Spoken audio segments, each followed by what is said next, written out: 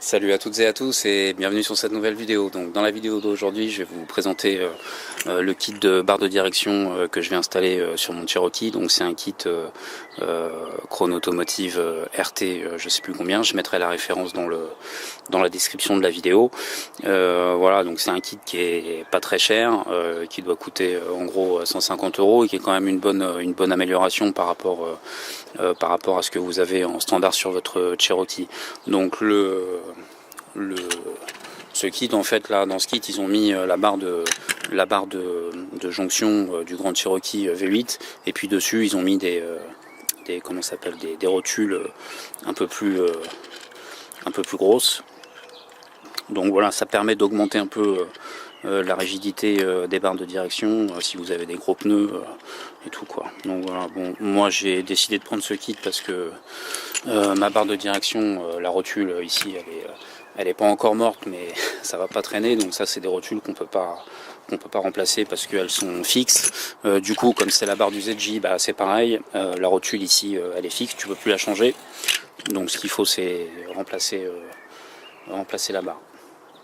Donc voilà, je vais aller déposer les barres de direction qui sont en place sur mon Cherokee, et puis je vais commencer l'installation. Donc il y a deux options, c'est soit vous levez le pont avant, vous mettez les roues en l'air pour avoir plus d'accès au niveau des rotules qui sont là, et là ici, et puis ici,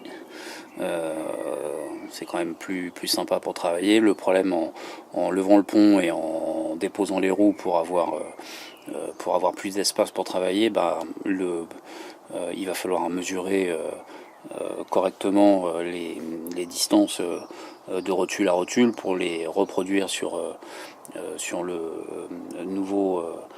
les nouvelles barres de direction, histoire d'être sûr de pas foirer votre parallélisme quoi.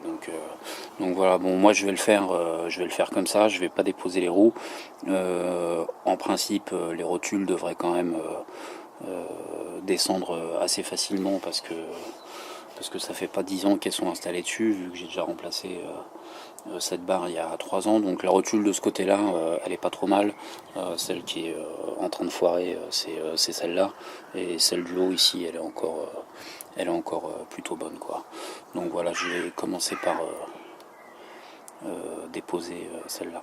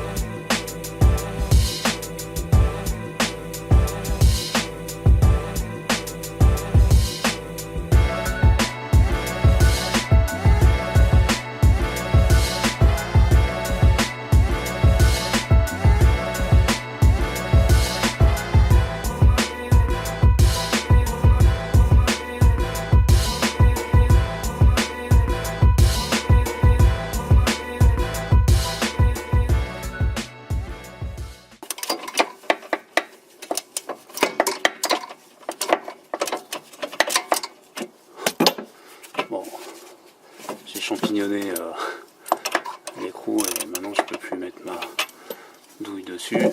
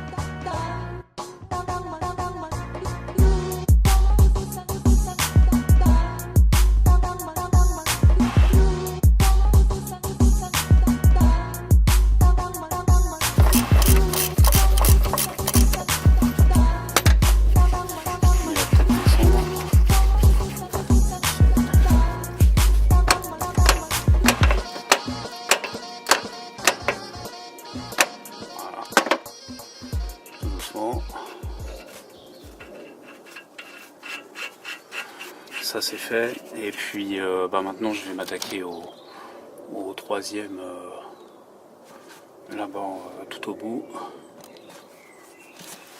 Je sais pas si je suis dans le focus. Je sais pas.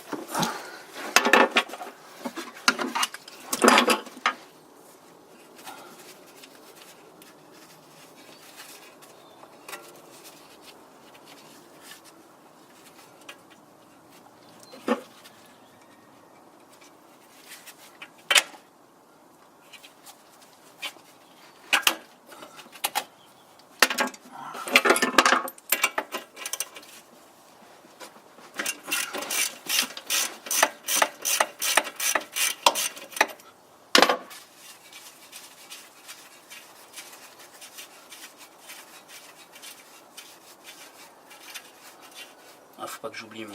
Je vais défaire mon amortisseur aussi avant. Hop, cadrer sur l'amortisseur. Voilà, focus.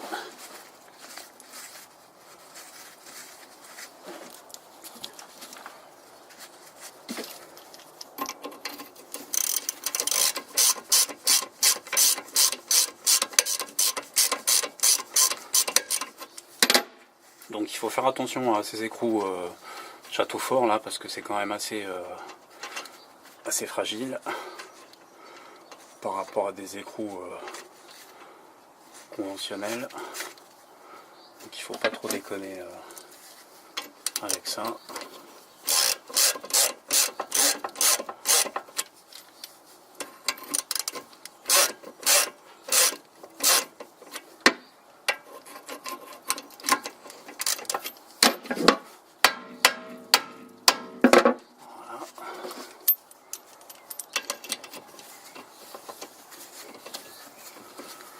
Celui-là, faut que je le récupère parce que j'en ai pas.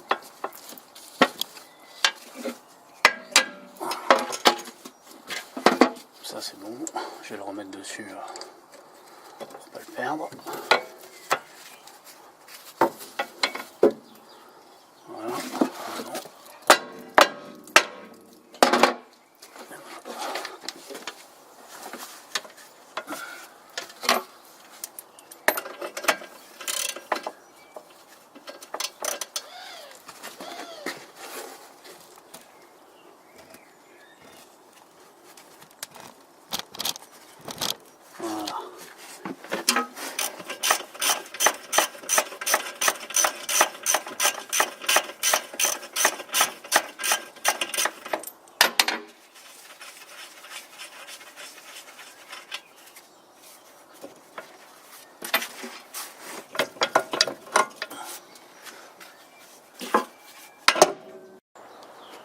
Donc ça c'est un détail des rotules, hein.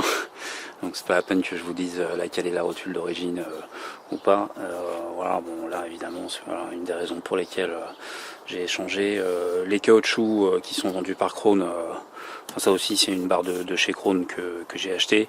Les caoutchoucs ils tiennent pas à la graisse en fait au bout de quelques années.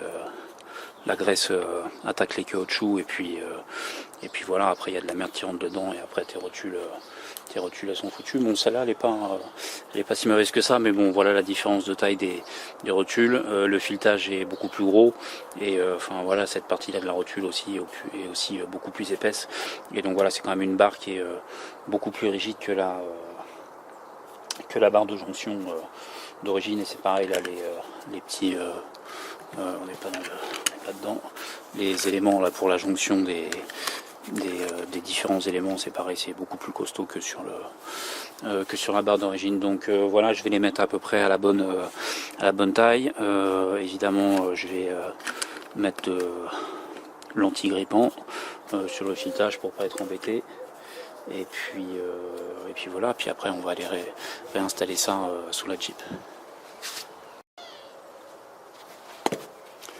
Donc c'est une barre de direction que j'ai achetée chez RSB. Alors je suis pas maqué avec eux, hein, c'est pas une je l'ai payé, hein, c'est pas une vidéo promotionnelle. Donc on va y aller généreux sur l'anti-grippant. Voilà. Donc il faut que je la mette, je l'ai calé de ce côté là, donc voilà, il faut que je la... alors je sais pas comment ça marche ce truc quoi. Je visse. Ça sert.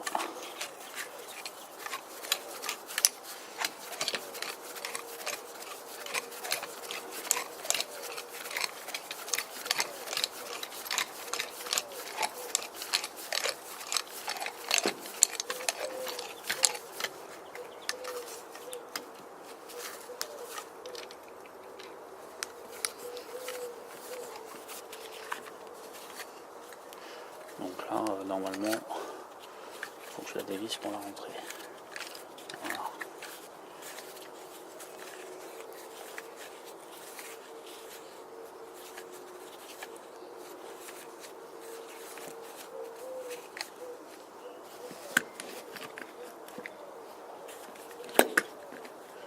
Évidemment, il faut essayer d'équilibrer qu'il y ait autant de filetage de rentrée d'un côté que de l'autre.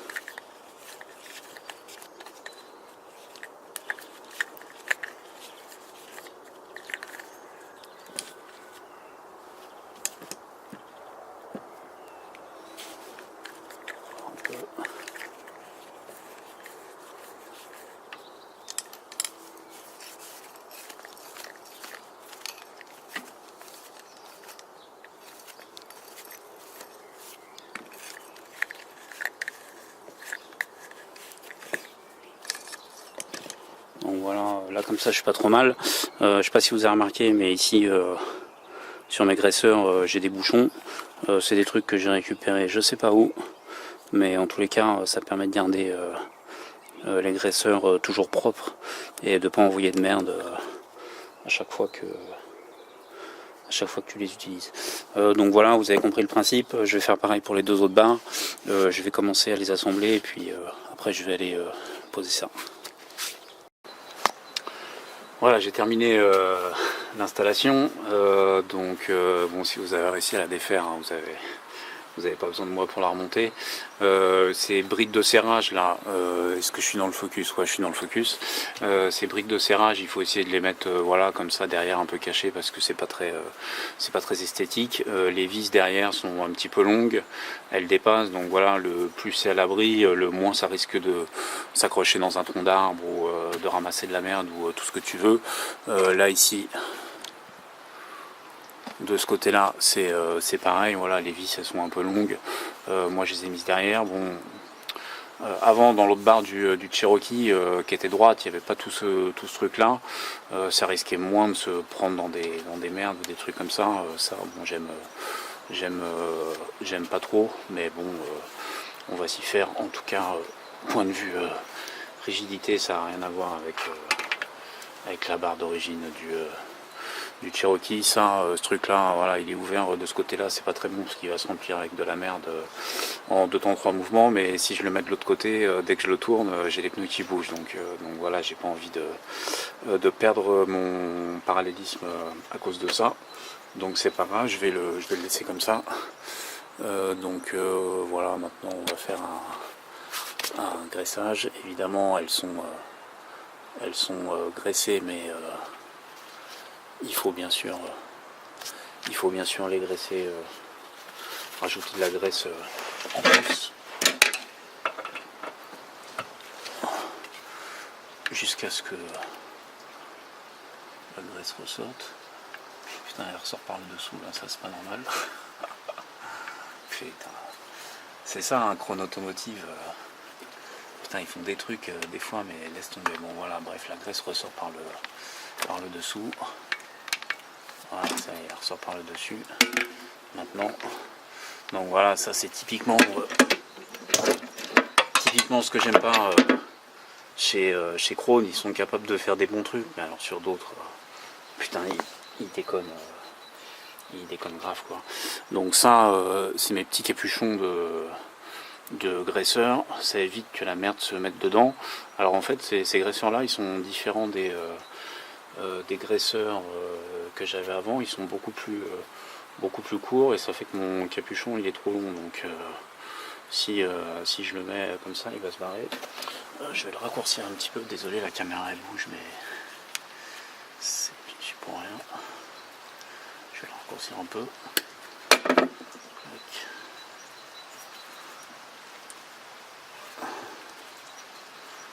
Et voilà, alors ces petits bouchons que j'ai récupérés, je sais pas où, je sais pas d'où ils viennent, mais en tous les cas pour protéger les graisseurs, voilà, c'est top quoi.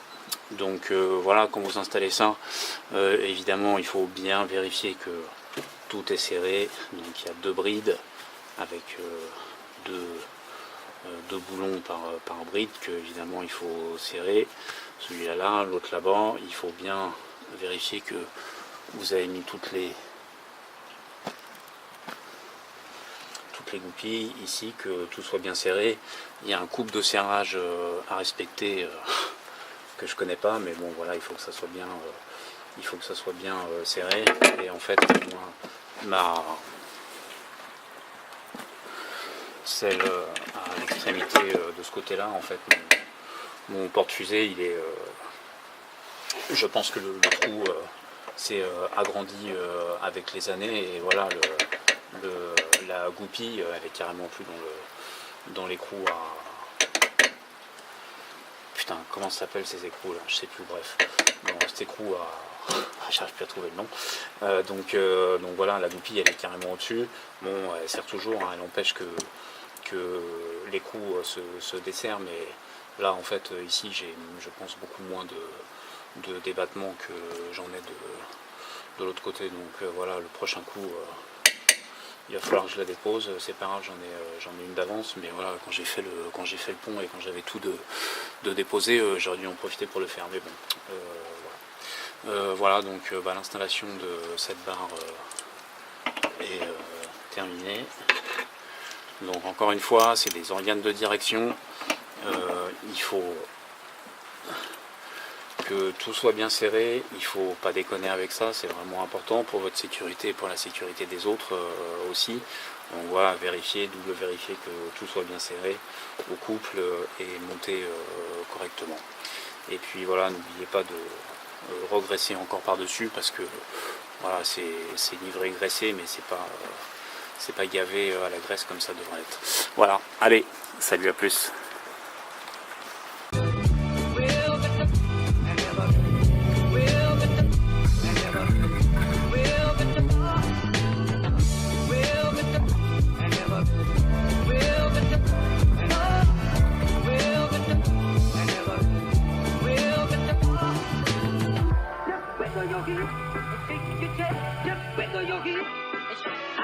Just wiggle your feet and shake your chest.